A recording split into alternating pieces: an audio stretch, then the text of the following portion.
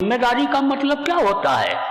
देखो, अपने यहाँ संगत में कोई तमगा तो मिलता नहीं है, कोई सर्टिफिकेट तो मिलता नहीं है कि जिससे आपको कहीं नौकरी मिल जाए, यहाँ आप दिखा दो हमें अध्यक्ष मंत्री हैं, प्रमुख हैं, तो आपको कहीं फ्री टिकट मिल जाए, फ्री यात्रा हो जाए, ऐसा तो कुछ है नहीं आपका। ये जरूर है कि जहाँ ये पास आपको मिला हुआ है, नहीं चलेगा दुनिया में, वहां पास प्रेमियों आपका चल जाएगा। लेकिन ये पास तो लिख कर दिया जाता है, दस्तखत करके दिया जाता है, फोटो खींच कर दिया जाता है, और वो पास जो अंदर का आपका पास है, अंदर जो मुहर लगी हुई है, उसमें इसकी जरूरत नहीं है। इसलिए इसके लिए न तो आप कोशिश करो कोई, और ना आप इसके लिए कोई लड़ो भिड़ो कि हमको पास मिल जाए, हम अध्यक्ष बन जाएं, हम मंत्री बन जाएं और हमारा ही नाम रहे। इसको तो आप जाओ भूल, क्योंकि ये पास आपके लिए दुखदाई है, परमार्थी रास्ते में बाधक है। क्योंकि पद और प्रतिष्ठा, धन, ये क्या करता है? ये पतन की ओर ले जाता है। अगर तरीका नहीं सीख पाए और धन को गलत जगह पर लगा दिया तो धनहीन हो जाओगे। अपनी ताकत को, दिल दिमाग को, शरीर को जानकारी नहीं हो पाई सम्मान के लिए, अगर दूसरी जगह आपने लगा दिया तो इसका ह्रास हो जाएगा, इस शरीर का अपमान हो जाएगा।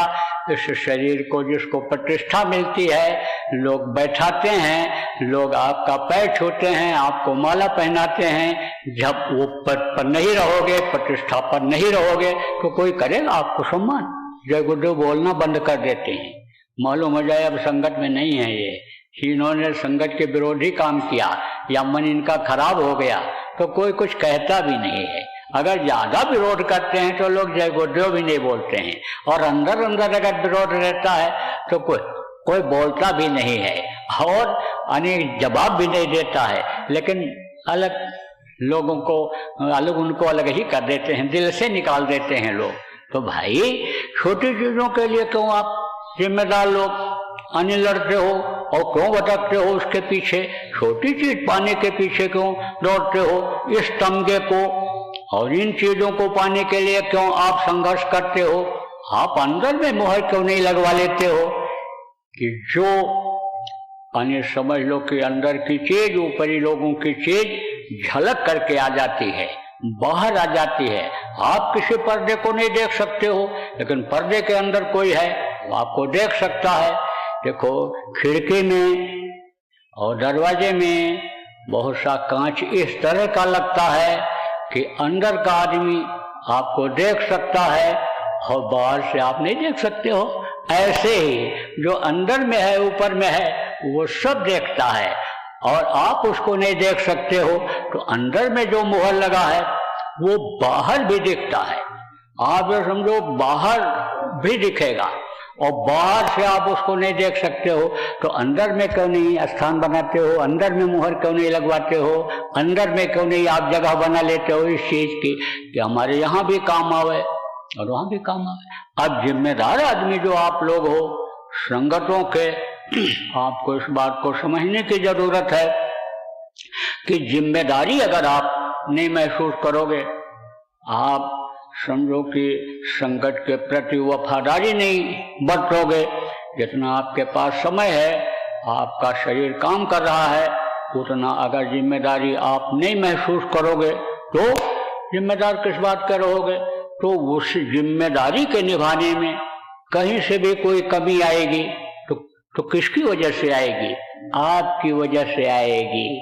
अगर एक भी सत्संगी का मन खराब हुआ, एक भी सत्संगी की आदत खराब हो गई और आप व्यवस्था नहीं बना पाए, आप संभाल नहीं पाए, तो कमी किसकी मानी जाएगी?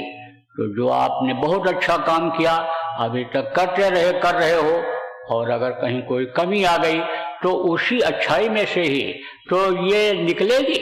अरे भाई, कोई अच्छी चीज आप इकट्ठा किए हो और फिर मतलब यह है कि उसमें से आपका खर्च हो जाए तो कम ही तो होगा। इसलिए बहुत सजग रहने की जरूरत है।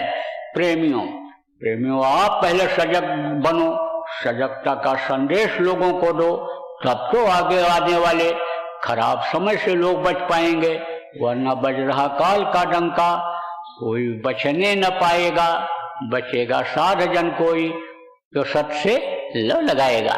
लेकिन अब न सत से खुद लव लगाओगे, न लोगों को लगवा पाओगे, तो अपने ही अन्य परिवार को जब आप हानि इसमें नहीं लगा पाओगे, नहीं करा पाओगे, चाहे आपका सत्संगी का रिश्ता हो, चाहे गुरु भाई गुरु बहन का रिश्ता हो, चाहे खून के भाई और बहन का रिश्ता हो, परिवार वालों का रिश्ता हो, लेकिन जब अपने ही रिश्ते को आप नहीं निभा पाओगे मेहनत और ईमानदारी से, वफादारी से, तो तकलीफ तो आना ही आना है। तकलीफ तो आना ही आना है। बार बार मैं चिल्लाता रहता हूँ, लेकिन आप लोग इस पर ध्यान नहीं देते हो। अब समस्याएं बहुत आने लग गई, मेरे सामने आने लग गई, और मैं तो सुनते सुनते ऊब गया, और मैं तो बहुत परेशान हो जाता हूँ कभी कभी। इसलिए आप लोगों से निवेदन है, जो लोग यहाँ पर मौजूद हो या जो आवाज को कहीं भी बैठकर सुन रहे हो, आपसे ये निवेदन है, और आप इन आवाज को हमारे लोगों तक जहाँ तक संगत में पहुँचा सकते हो, आप पहुँचा करके बता दो कि भाई संभलने की और संभालने की जरूरत है। कहते हैं ना कि दुख में सुमिरन सब करे और सुख में करे न कोई। अब जो सुख में सुमिरन करे तो दुख काहे को हो? जब कर्म करना नहीं सीख पाते, करते नहीं हैं, जैसा मैंने बताया कि शरीर के सुख के लिए शरीर को कामी बना लिया, क्रोधी बना करके, दूसरे को डांट फटकार करके, सम्मान शरीर को दिलाने के लिए स्वभाव बना लिया, लोभी लालची बना लिया, अहंकारी जब बना लिया शरीर को, तो अन्य दुख तो आने ही आना है। अब आप ये समझो कि वही असर बच्चों के ऊपर भी पड़ा।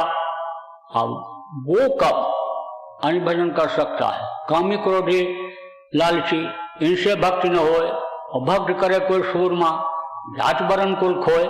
जब जातिवाद में फंस जाओगे, कौमवाद में फंस जाओगे, एरियावाद में फंस जाओगे, भजन हो पाएगा।